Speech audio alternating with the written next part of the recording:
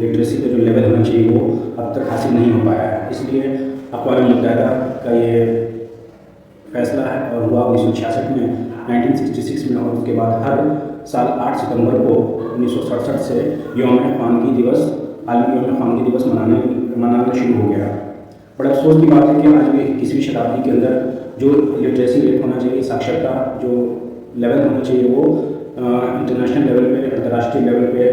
वो चीज़ अब तक नहीं आई है, और आज भी एजुकेशन की लिटरेसी की लोगों में कमी है। इंसान को इंसान से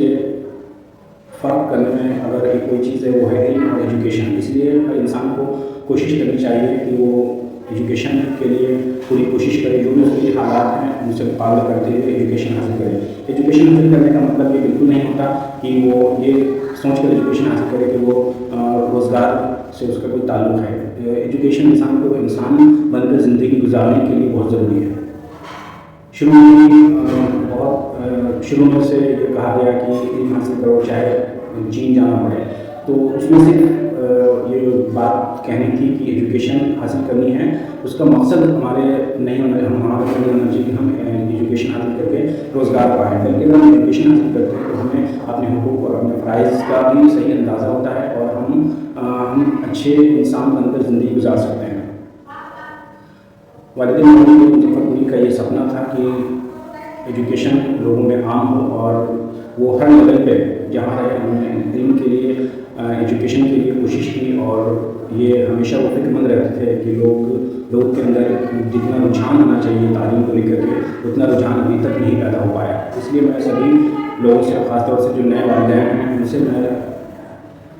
रिक्वेस्ट करता हूँ और उनसे मैं गुजारिश करता हूँ कि वो अपने बच्चों की एजुकेशन के लिए पूरी तरह कमर कस लें। इसके लिए चाहे उन्हें जो भी कुर्बानी देनी पड़े वो ज़रूर दें, और अपने बच्चों को ये ना समझें कि वो आपके अर्निंग हैं।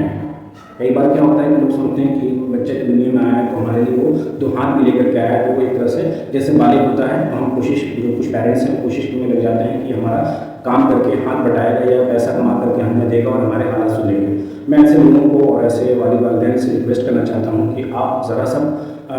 चीज़ों को समझिए और थोड़ी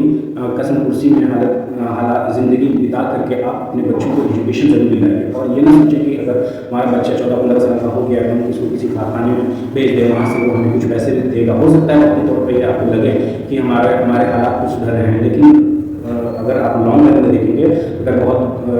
दूर तक आप सोचेंगे तो आप फिर उसी गरीब गुर्बत की दलदल में और जाहिलियत के दलदल में फंसे रह जाएंगे। इसलिए किसी न किसी जनरेशन को एक कुर्बानी देनी होगी और अपने शौक़ को और अपने अरमान को थोड़ा कम करके अपने बच्चों को एजुकेशन दिला सके, ताकि आपके हालात सुधर सकें और आपका जो स्टैंडर्ड जो है लिविंग के स्टैंडर्ड ऑफ लिविंग वो डिसाइड जब भी होता है जब आपके अंदर एजुकेशन होता है। ऐसा कोई आप कितने भी ईमानदार हो जाएं, जब तक एजुकेशन का लेवल आपके अंदर नहीं आएगा आप एक स्टैंडर्ड ऑफ लिविंग को मेंटेन नहीं कर सकते हैं। सिर्फ अच्छे कपड़े पहन लेने से आप